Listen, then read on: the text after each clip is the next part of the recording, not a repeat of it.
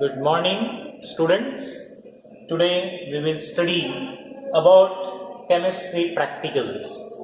Chemistry practicals are based upon three branches of chemistry. These are physical chemistry experiments, then inorganic chemistry experiment, and organic chemistry experiment. Today we will study about inorganic chemistry experiment. So inorganic chemistry experiment consists of important practical, that is inorganic qualitative analysis. This inorganic qualitative analysis you had studied in 11th standard, that is inorganic qualitative analysis of salt. We know salt consists of one positive radical and one negative radical. Very simple example of salt is NaCl. We know NaCl consists of Na plus ion and Cl minus ion. So one salt consists of one positive radical and one negative radical. This positive radical is called as a basic radical and negative radical is called as a acidic radical. In 12th standard, we will study this inorganic qualitative analysis for basic radicals. Meaning is, in 12th standard, you will be given mixture of two salts. So this mixture consists of two basic radicals and two acidic radicals. We will study analysis of basic radical separately and acidic radical separately. I will give here one example. If we mix this copper sulfate and ammonium chloride, these salts together, copper sulfate is one salt and ammonium chloride is another salt.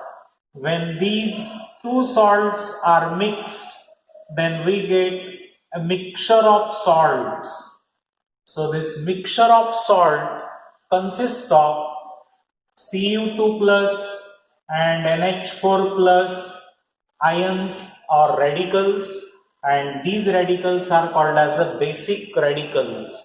Similarly, in the same mixture, SO4 2 minus ion and Cl minus ion, these are negatively charged ions and these are called as the acidic radicals. So we can identify either basic radicals or acidic radicals from the given mixture. Today we will study inorganic qualitative analysis for basic radicals only, means positive radicals only. Now we will study about analysis. This analysis in inorganic chemistry or in chemistry subject, it is of two types. One is qualitative analysis and other is quantitative analysis. Here in quantitative analysis, it is also called as volumetric analysis. In volumetric analysis, we will perform titration experiment using burette, pipette and conical flask. So this part, that is called as a quantitative analysis, that we will study in physical chemistry practicals. About qualitative analysis, we will study in detail.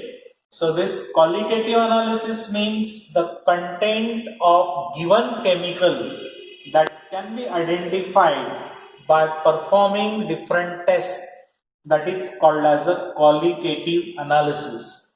This qualitative analysis is of two types. One is basic radical analysis and other is acidic radical analysis. The examples of basic radicals are Cu2 plus Ni2 plus, Fe3 plus, NH4 plus. These are the examples of basic radicals.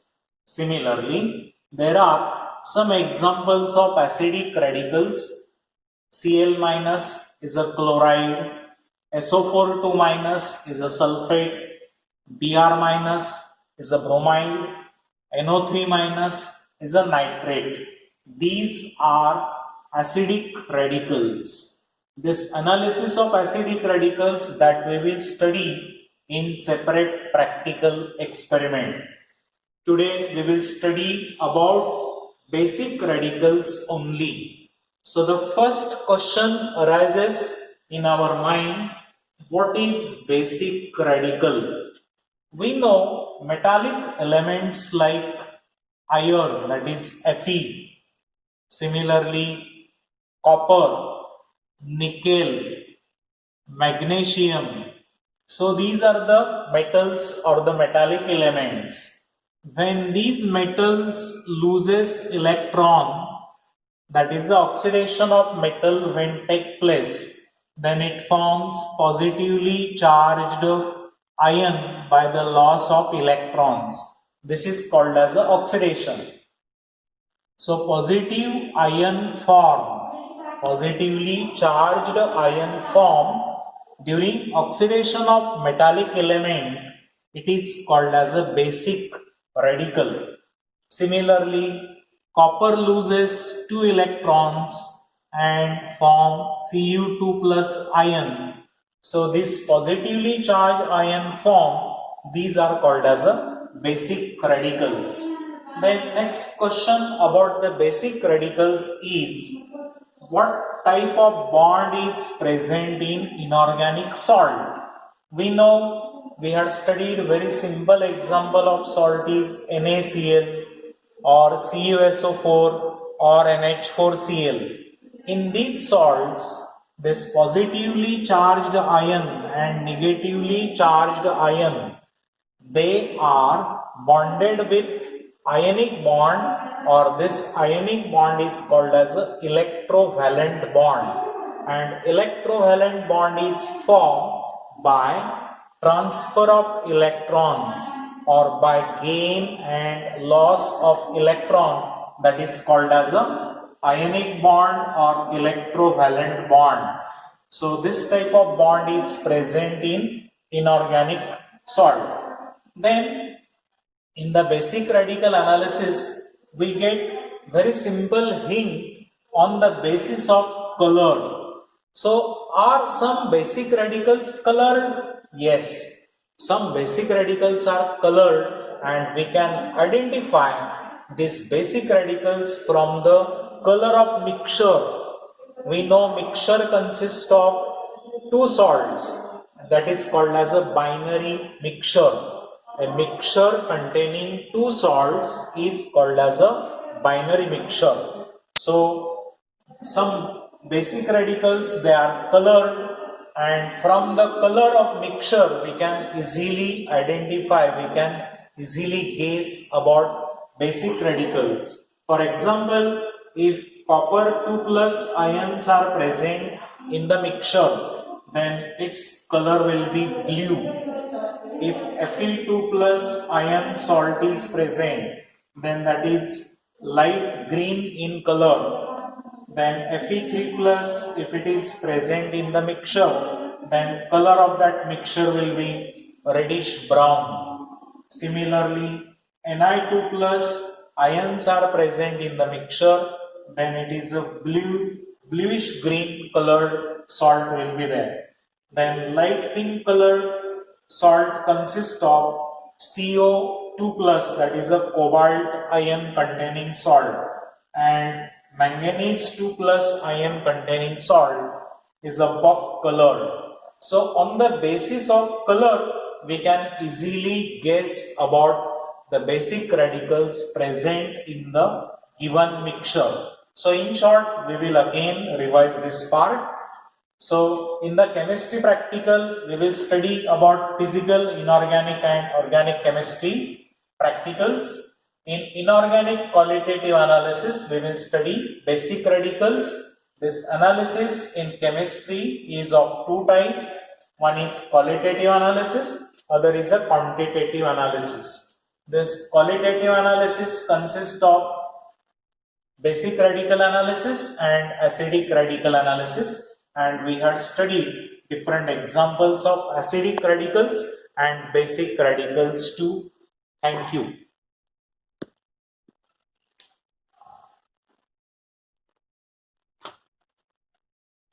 So today we had studied about this inorganic qualitative analysis for basic radicals, and this is the simple way to identify the basic radicals easily from the given mixture.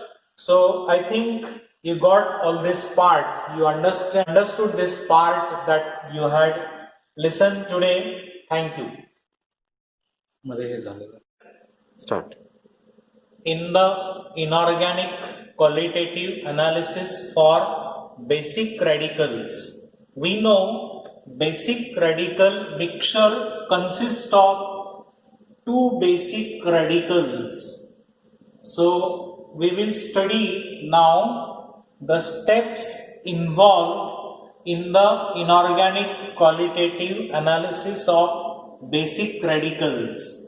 So total there are 7 steps involved in the inorganic qualitative analysis of basic radicals. First step is preliminary test. In the preliminary test, we will observe color of given mixture. We know on the basis of color of mixture, we can identify or we can approximately identify some basic radicals, like copper is a blue colored mixture. So on the basis of color, we can identify the type of basic radical present in the mixture. So this is one of the preliminary test. Second preliminary test that we will perform in the qualitative analysis is nature of given mixture. Nature of given mixture. That is, this nature of mixture is of 3 types. One is crystalline, second is amorphous, and third type is hygroscopic. When the nature of mixture is a crystalline, that indicates the given salts in the mixture are soluble in water. If the nature of mixture is amorphous, then the salts given in the mixture, they are insoluble. And if the nature of mixture is hygroscopic, then the given salt absorbs moisture from the air, moisture from the atmosphere, and they becomes moist. So the nature of this mixture may be crystalline, may be amorphous, or may be hygroscopic. So these are the 2 different tests are involved in the preliminary test. Then second step in the inorganic qualitative analysis for basic radical is dry test for basic radicals. In the dry test, different tests are involved. One of the tests in the dry test is heating in a dry test tube.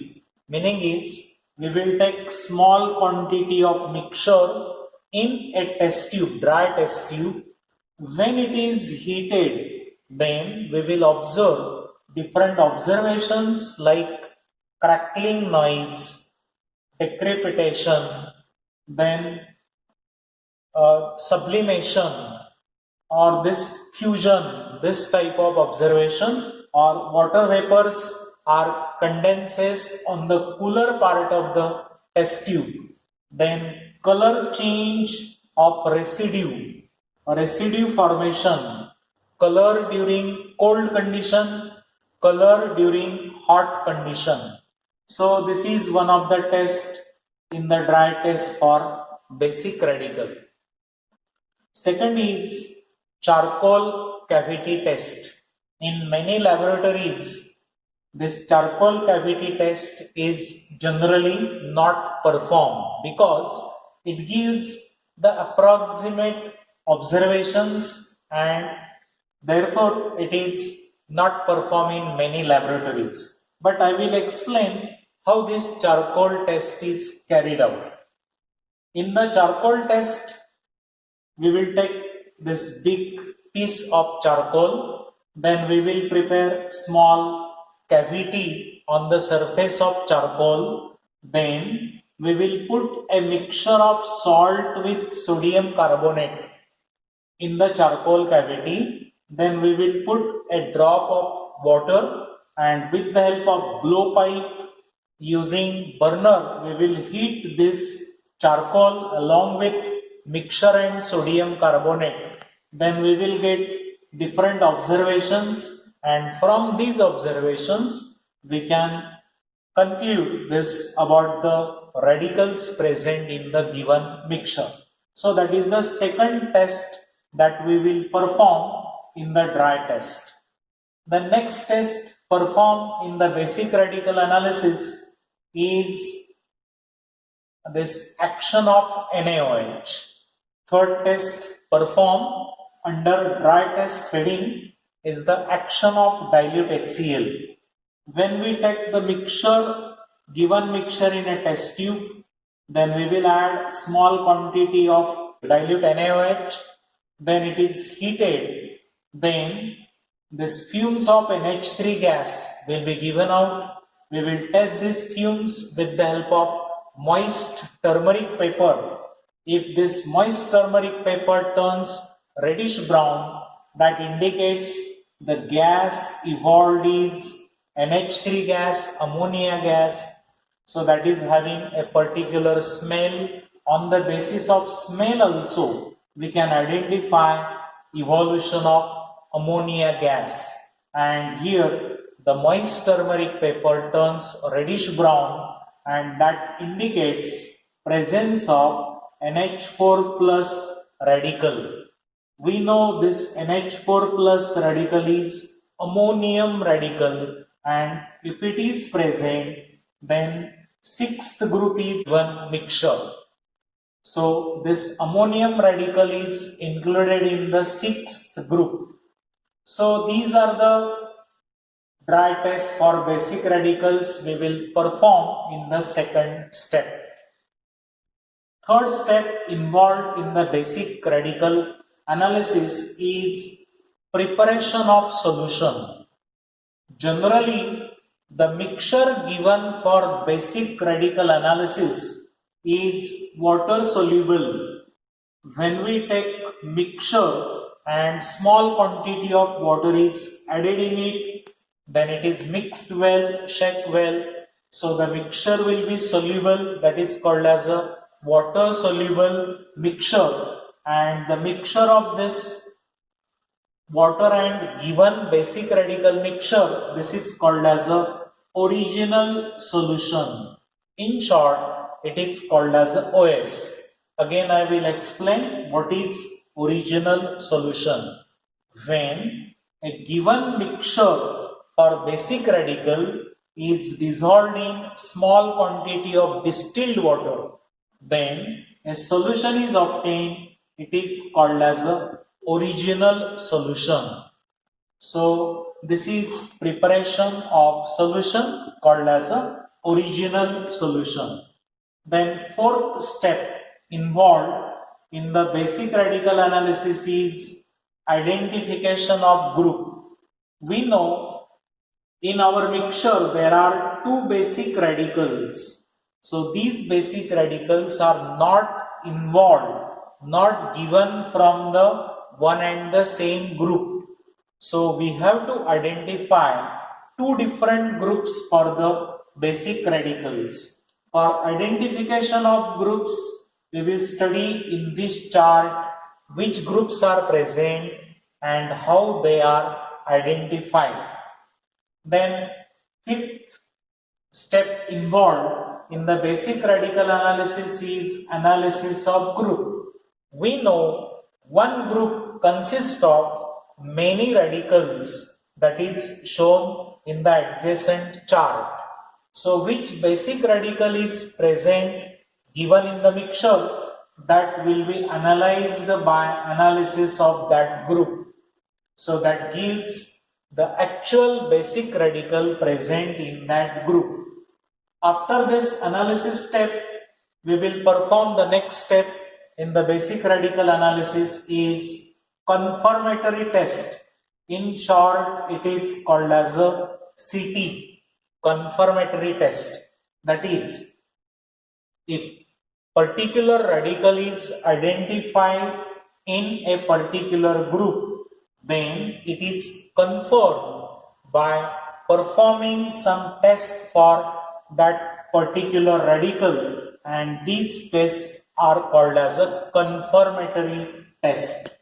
And the last step involved in the basic radical analysis is reporting of basic radicals. We know two basic radicals are given in the mixture, therefore in the result we will write these basic radicals. First basic radical, suppose it is NH4 plus, that is ammonium. You have to write name of this radical also.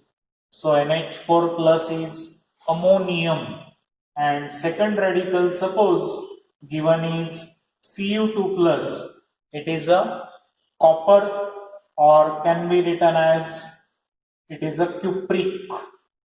So name of this basic radical and formula of basic radical, that is reported in the form of result. So these are the 7 steps involved in the qualitative analysis of basic radicals. Now we will study this 4th step in detail, that is the identification of group.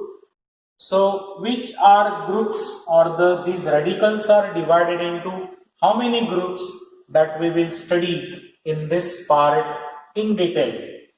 These all basic radicals given in chemistry, they are divided into this 6 group. These groups are labeled with Roman letters, that is group 1, group 2, group 3A, group 3B, group 4th, group 5th, and group 6th. So there are total 6 groups. All these basic radicals, they are divided into this 6 group. How these groups are identified? So these groups are identified using reagents. Particular group have a particular reagent. Using these reagents, we can easily identify group present for the given radical and the given mixture. So on the basis of color of precipitate obtained by adding reagent in the original solution, then we will get particular colored precipitate. From that we can identify these basic radicals. So the first group in the identification of basic radical is a group 1. So reagent used for identification of group 1 is dilute HCl, meaning it's given mixture, original solution is prepared, in that dilute HCl is added. If we get white precipitate, then that indicates group 1 is present in that original solution of mixture. If group 1 is present, then group 1 consists of these basic radicals Ag plus, Pb2 plus, Hg2 2 plus. These are the basic radicals present in group 1. Now we will study group 2. This group 2 is identified using reagents dilute HCl and H2S. Dilute HCl and H2S. That is, in the original solution, if we add dilute HCl and H2S gas or H2S water, then we will get either black colored precipitate or yellow colored precipitate. That indicates the presence of these radicals in the second group. These are Pb2 plus, Hg2 plus, Bi3 plus, Cu2 plus, Cd2 plus, As3 plus, Sb3 plus, then Sn2 plus and Sn4 plus. Sn2 plus is stannous and Sn4 plus is stannic. So these are the radicals present in the second group. Then identification of group 3A. The reagents used for identification of group 3A are NH4Cl is ammonium chloride plus ammonium hydroxide. This ammonium hydroxide is added till red litmus paper turns blue. That indicates alkaline solution. Again, I will repeat how alkaline solution is prepared, because this alkaline solution we are using for next three groups. Therefore, it is important to know what is alkaline solution and how it is prepared. So, for group 3A, we will first take original solution, that is a mixture of solution in water, that is called as OS, plus NH4Cl is added, and then NH4OH is added till red litmus paper that turns blue in color. So in the test tube, while performing actual test, how will you perform this? We will take small quantity of original solution in the test tube. We will add ammonium chloride, small quantity. Then we will add here a red litmus paper, small piece. Red litmus small piece is added in the test tube. And then we will add NH4OH till this red litmus changes its color to blue. And that solution is called as a alkaline solution. When alkaline solution is formed and there is a formation of white or reddish brown precipitate, that indicates the presence of group 3A. If 3A group is present, then it consists of basic radicals like Fe3 plus is a ferric, then Cr2 plus is a chromium, and Al3 plus is aluminium basic radicals. So that is about the identification of group 3A radicals. Now we will study identification of group 3B radicals. For group 3B radicals identification, we will use same alkaline solution. So if it is not prepared in required quantity, then we can prepare again alkaline solution by using this procedure. So alkaline solution plus H2S, it is either gas or water is added, that gives white, black or pink colored precipitate, that indicates group 3B is present in our given mixture. And if group 3B is present, then it consists of cobalt 2 plus, nickel 2 plus, manganese 2 plus and zinc 2 plus basic radicals. So that is about the identification of group 3B radicals. Now, identification of group 4th radicals. For this, we will perform the test by using reagent again NH4 twice CO3. Here we will take alkaline solution, then we will add ammonium carbonate, that is NH4 twice CO3, that gives white PPT, that indicates presence of barium radical, strontium radical or calcium 2 plus basic radicals. So that is about the identification of group 4th radicals. Now identification of group 5 radical. Group 5 consists of only one radical, that is a Mg2 plus magnesium basic radical. The test is, again we will use the same alkaline solution prepared for group 3A.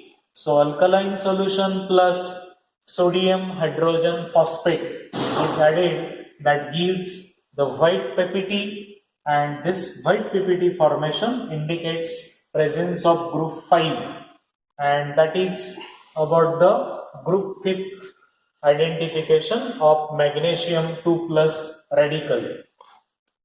In the group, last group we given in our syllabus is the 6th group. For identification of this, we will not use alkaline solution here. Remember this well.